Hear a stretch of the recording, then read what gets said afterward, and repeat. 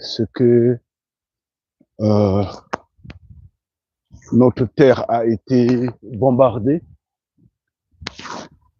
ce qui nous a rappelé franchement la Libye. Donc c'était 2011, hein, c'est ça, ouais 2010, je m'en souviens totalement plus. C'est ce que ça nous rappelle. Malheureusement, notre terre a été bombardée une fois de plus. Les États-Unis sont passés en action. Ils ont mené quelques frappes chirurgicales au nord du Nigeria. Yenge qui est nous resté puissamment béni en fond d'un Fumo Congo. Force à chacun en particulier. Mazulumalu Keba, Mazulumalu Tuarisa, Mazulumalu Anangolo, Mazulumalu Tindissa. Nous avions parlé de la recolonisation de l'Afrique. Nous y sommes. C'est vrai qu'il y a longtemps que ça a commencé. Et quand nous l'avions parlé, les pessimistes ont boudé, ont rigolé, ont commenté, ont injurié. Nous leur avions dit, attendez, vous allez voir. Nous sommes là. Et tout ne fait que se concentrer. Tout ne fait que se refermer. Ça fait un bloc autour de nous. Est-ce que c'est l'hiver noir rempli de sang rouge, le sang noir, le sang africain qui a commencé? Point d'interrogation. Est-ce que c'est la bataille géostratégique ou géopolaire, ou je ne sais comment je pourrais le dire, la bataille des titans? Comme quand les éléphants se battent, ce sont les herbes qui en souffrent. Est-ce que les États-Unis sont en train de se battre contre la France sur le sol nigérian? Point d'interrogation. Est-ce qu'il faudra réfléchir dans ce sens? Il faudra voir ça de même dans ce sens-là. Il y a des dessous qui sont là, qui peuvent nous faire dire que les États-Unis sont en train de se battre avec la France au Nigeria. Tout comme les États-Unis sont coalisés à la France, comme ils le sont dans l'OTAN, comme ils le sont comme étant occidentaux, et continuent ce qu'ils ont toujours fait. Habituellement, ils ont toujours attaqué l'Afrique. Ils ont toujours cherché à nous finir sur tous les plans. Ils sont toujours unis. Ça peut être aussi possible. Tout comme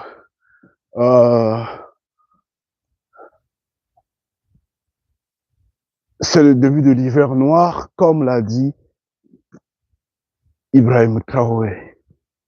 Donc, nous ne connaissons pas réellement ce qui se passe. Nous ne connaissons pas réellement ce qui se passe. Nous n'avons pas des tenants et des aboutissants de ce que Trump s'est levé.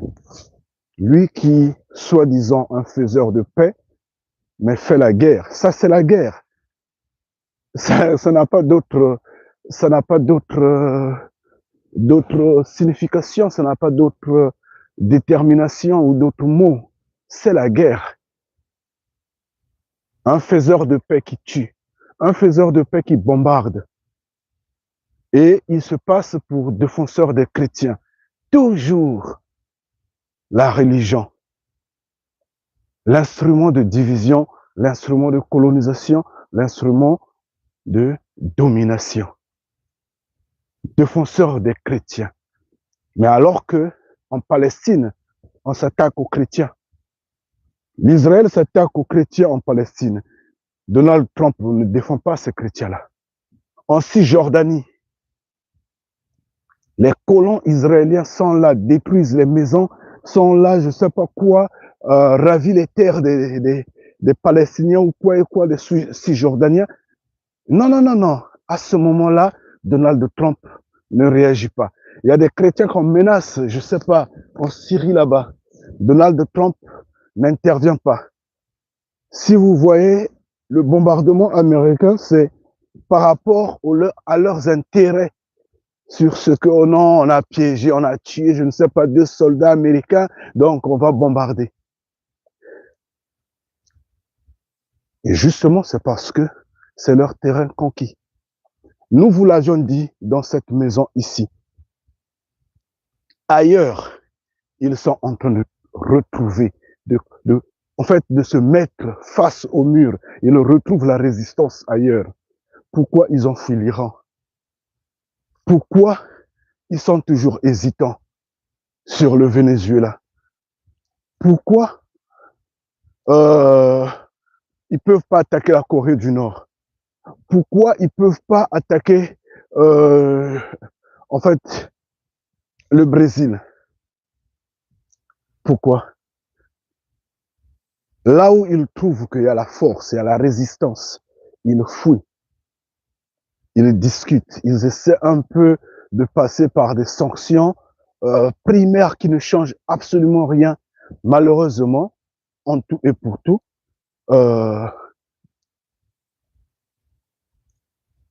ils sont là, ils cherchent ça et là. Mais quand il s'agira de l'Afrique, nous vous l'avions dit, en Afrique, c'est la proie facile. Et là, sans hésitation, ils sont passés à l'action. Pourquoi? Parce que c'est en Afrique. Le peuple est faible, le peuple est divisé, le peuple est un va-tout, et ils ont agi. Ils ont agi sans hésitation. Bon, nous serions live probablement mercredi. Probablement. Par rapport à mon programme, je suis vraiment saturé. Bon, est-ce que ça sera encore l'actualité ou ça va passer? Nous, c'est pas notre problème. Nous ne sommes pas dans la vitesse de l'actualité. Nous sommes dans la vitesse d'accomplissement de ce que nous disons dans cette maison-là, de ce que nous avions dit dans cette maison. Nous sommes dans l'accomplissement, en fait, dans la gloire de Mfumu Kongo. Mais également, n'empêche que nous nous levons parce que nous sommes ce peuple-là. En fait, vu le temps, excusez-moi, je ne serai peut-être pas lent, je ne saurais comment, en fait, expliquer certains faits. Nous savons que le Nigeria a manifesté son niveau de prostitution et d'idiotie, en fait, à des points donnés. Sa fragilité, en fait. Le Nigeria tend la main à la France. Dans ce sens, permettant les compagnies françaises d'arracher certains contrats sur le marché nigérian, tout en oubliant tout en oubliant les souvenirs du Biafra, de la guerre de Biafra. Le Nigeria, dans ce sens, a dû vexer les États-Unis parce que ce sont les Américains qui, en fait, avaient le monopole, la totalité du monopole du marché nigérian. En fait, dans le sens du business, hein, tout ce qui est, je ne sais pas quoi, vous connaissez vous-même. Donc, il y a eu beaucoup des entreprises françaises quand même qui ont dû prendre ou, arracher la main aux entreprises américaines. Les Nigérians n'ont pas su regarder ailleurs. Bon, ils se disent, c'est le business, le marché ouvert, c'est entre eux, je ne sais quoi et quoi. Ils s'entendent. Tous, ils sont de l'OTAN, ils sont tous des Occidentaux, il n'y a pas de souci. Sauf qu'il y a un hic. Le problème est que la France a des dossiers cachés. Nous disons toujours que les Français sont fourbes, ils sont méchants, ils sont dangereux, ils sont rusés. En fait, ils sont...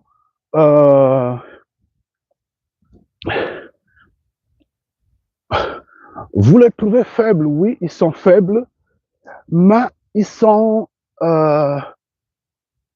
tellement diaboliques qu'ils ressemblent au citron, en fait. Ils vous détruisent les dents. Donc, dans le dos des Américains, les Français ont d'autres plans que les Américains ne maîtrisent pas, tels reprendre le contrôle de l'Afrique, par exemple, alors que les Américains leur disent, par exemple, mettons fin ou observons autrement. Hein, je donne juste un exemple. Et ils résistent ou soit ils acceptent, mais ils font le contraire. Regardez même la façon dont ils supportent Zelensky. C'est vrai que c'est l'État profond qui fait ça, parce que l'État profond est divisé de l'intérieur. Donc il y a des éléments de l'État profond qui poussent, qui se disent que la France ne perde pas ces positions-là, parce qu'on ne sait jamais. Donc il faut maintenir les États africains dans son giron. C'est pourquoi il y a toute cette résistance-là. Mais maintenant, dans le cas, en fait, dans ce cas-là, d'abord, les Américains perdent les contrats sur le terrain. On peut dire que bon, ça peut passer. Mais le Nigeria de même va toquer à la porte des BRICS. Donc, les Américains pouvaient se sentir un peu confortables ou un peu, bien que lésés, mais gardant leur position parce qu'ils se disent, bon, la France, c'est, en fait, l'Union européenne, la France, c'est nous les Occidentaux. Ils peuvent le comprendre à des points donnés. Mais également, le Nigeria s'en va toquer à la porte des BRICS. Vous voyez le mélange? Sans pour autant avoir une parole ferme. Aujourd'hui, si l'AES, un pays de l'AES où l'AES se lève, s'en va toquer à la porte des BRICS, je pense bien qu'ils ont encore le franc CFA, mais je pense que tout le monde va le comprendre. Parce qu'ils ont montré leur position. Mais ce n'est pas le cas pour le Nigeria. Le Nigeria se comporte comme étant une prostituée, des faibles en fait. Ils n'ont pas de position. Donc ils vont toquer à la porte des BRICS. Cependant, ça révolte les Américains parce que les BRICS ne font que monter et le bloc occidental ne fait que chuter. La première tête perd tout en fait, en quelque sorte.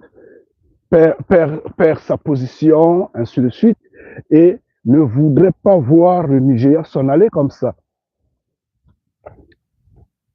Et également, le Nigeria signe avec la Chine que la monnaie chinoise, en fait, que leurs transactions se fassent en monnaie chinoise, non le dollar. Donc là également, le Nigeria, en fait, est imprudent parce qu'il fait tout ça sans pour autant couvrir son arrière. Il espère sur qui? Il espère dans un sens caché sur la France.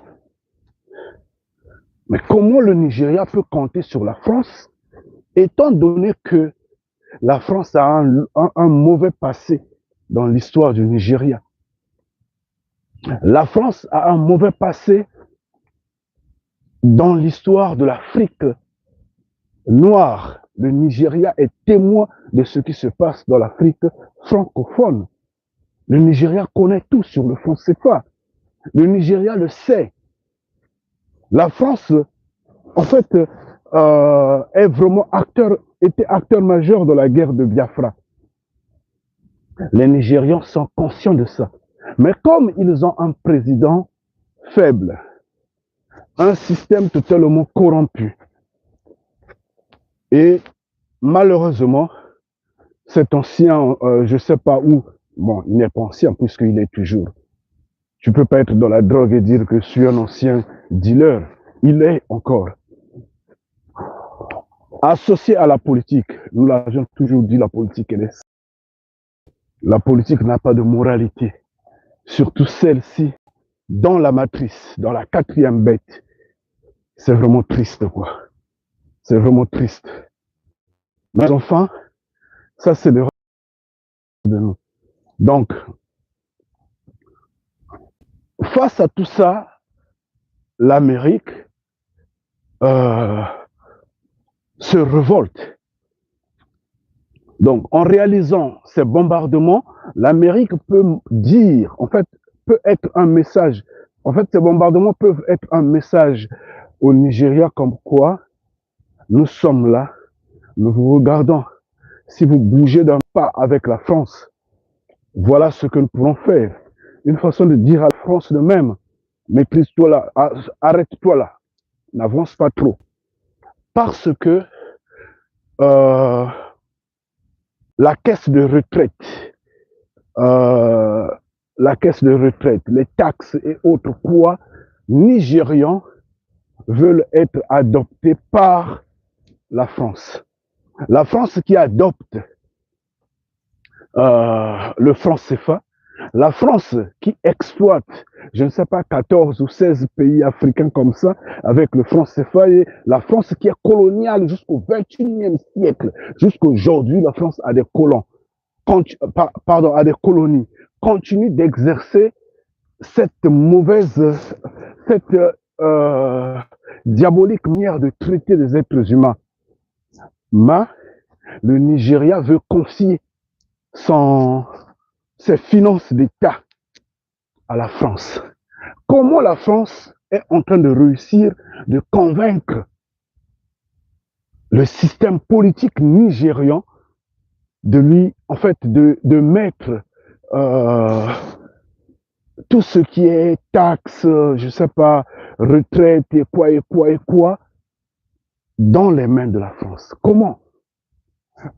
Donc, tout simplement, nous disons, ces hommes-là sont tellement pauvres. Ils n'ont tellement rien que ils doivent tout faire pour trouver de quoi équilibrer leurs finances. Puisqu'ils n'ont pas encore voté le budget, à moins que je me trompe, le budget français n'est pas encore voté. Donc, ils sont en train de chercher ça et là. Donc, s'ils s'emparent de la caisse, je ne sais pas, de retraite ou des réserves nigérians, là, ils se diront, bon, ça va un tout petit peu, en attendant que l'AES revienne, les pays de l'AES reviennent sous leur giron, afin de les exploiter encore, afin de voler de plus. Mais comme là, déjà, ça fait un manque, voilà, ils s'en vont maintenant chercher à convaincre le Nigeria. Donc ça peut être un premier point pour lequel les États-Unis, passant en fait sous fausse drapeau d'antiracisme, pardon, d'anti-terrorisme, veulent se lever, alors que les rapports démontrent que au Nigeria, tous les peuples, que vous soyez musulmans, chrétiens ou je ne sais qui, subissent ces violences-là. Ce sont des violences dues par criminalité, banditisme, famine, vol, trafic, je ne sais quoi. C'est dû à ça. C'est pas forcément qu'on est en train seulement de tuer les chrétiens. Mais là, ça va bientôt diviser les peuples pour rien, pour autant dire, nous allons supporter Donald Trump de continuer de bombarder notre terre alors que nous ne sommes pas pour. Quoi qu'il arrive, ce qui est africain, c'est aux Africains d'arranger cette situation-là. C'est pas à eux de venir. Et là maintenant, nous, enfants de Congo, nous crions dans ce sens à dire, nous l'avions dit, que tout ce monde-là vont se coaliser sur notre terre. C'est sur notre terre qu'ils vont se coaliser. Ils sont là. Donc, si dans le cas où ce n'est pas une guerre de proxy qu'ils sont en train de mener entre les États-Unis et la France. Ça peut donc être l'hiver noir dont Ibrahim Traoré a parlé, qui commence. Et au lieu que ça aille directement sur le sol des pays de l'AES, ça contourne. En fait, ça passe par le Nigeria. Pour autant dire au monde, vous avez vu, nous avions bombardé les terroristes au Nigeria. Et les terroristes enfouis sont partis au Niger ou au Burkina Faso. Donc nous allons les poursuivre. Mais franchement, Donald Trump, c'est un idiot, un criminel sans manière. Parce que quand j'ai lu le texte qu'il a publié le 25 décembre à propos de ces bombardements-là, j'ai dit franchement, ce gars-là, c'est un idiot, quoi. C'est vraiment un idiot. Nous allons dire ceci.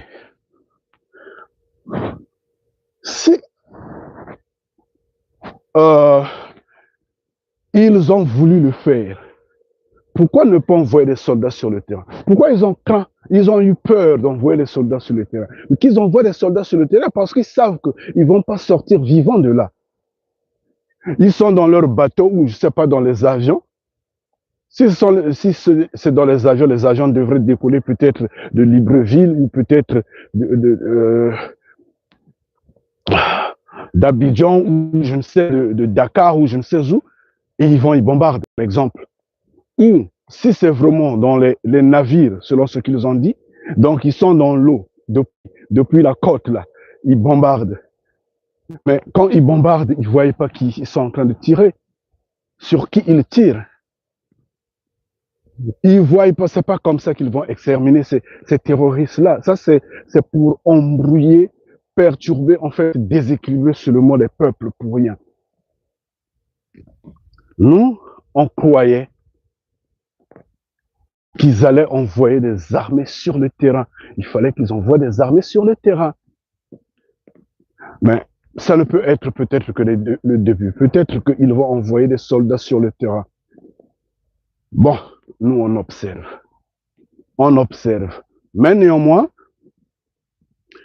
si ce n'est pas les États-Unis qui sont en train de se battre contre la France, guerre de proxy pour le Nigeria, ça doit donc être l'Occident, comme l'OTAN, qui s'est levé pour attaquer l'AES, mais en faisant semblant de passer par le Nigeria.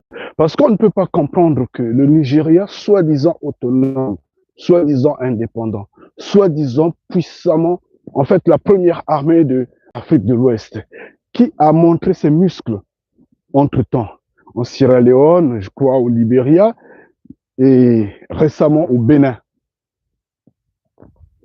Le Nigeria qui a haussé le temps contre la Côte d'Ivoire pendant la crise de Gbagbo Ouattara. Le Nigeria qui est incapable sur le terrain d'éradiquer le Boko Haram.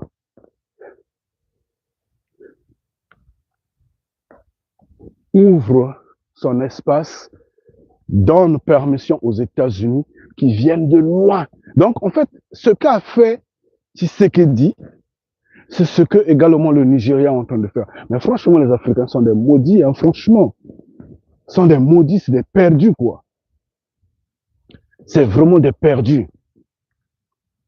Donc, ils ont falsifié un faux coup d'État au Bénin. C'était pour positionner leurs armées et c'était pour donner déjà de la crédibilité, en fait, légitimer leurs actions. Et maintenant, ils commencent maintenant à se lever comme étant une force. Quand c'est l'Afrique, non, comme à la source. Mais ailleurs, ils sont en train d'hésiter. En fait, ils hésitent de rentrer en guerre ailleurs. Mais chez nous, la carte, elle est facile. Mais elle ne sera pas facile. Nous les attendons sur le terrain. Tout en notant que c'est là la terre de l'Armageddon. L'Armageddon sera en Afrique. Nous l'avions déjà dit, nous avions insisté, ça sera ainsi. Et vous finirez par accepter ce que nous disons de gré ou de force. Et vous allez le voir. Nous le disons en vérité. Ngeta. Mais c'est vraiment triste, quoi. C'est vraiment triste que ça se passe ainsi.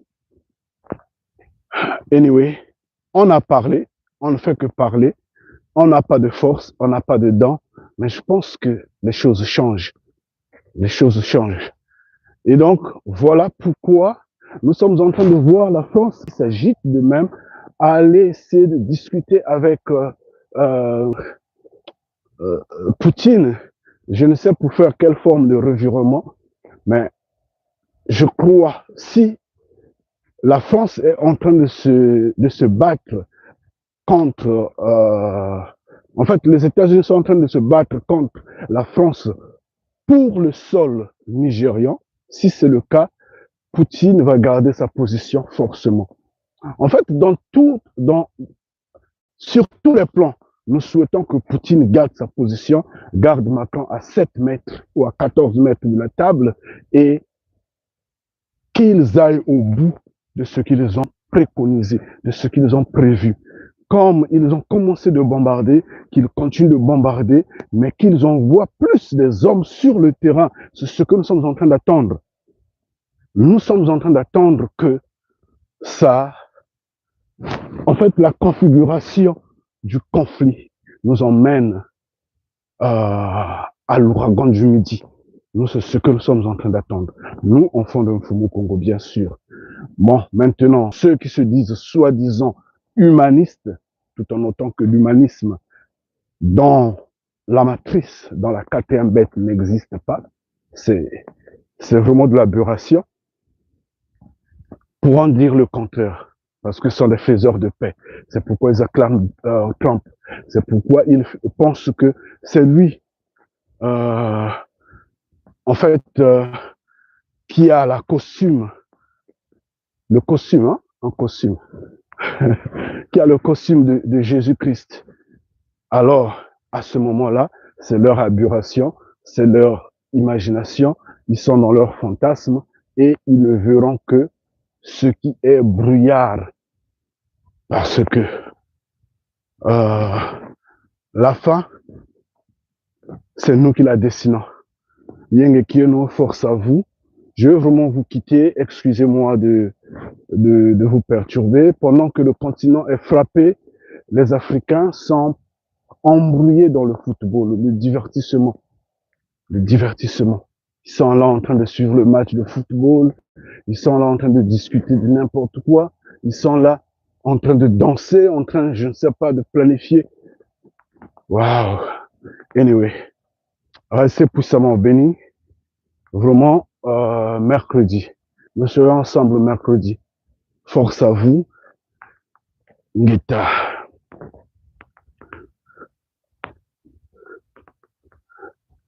Wow.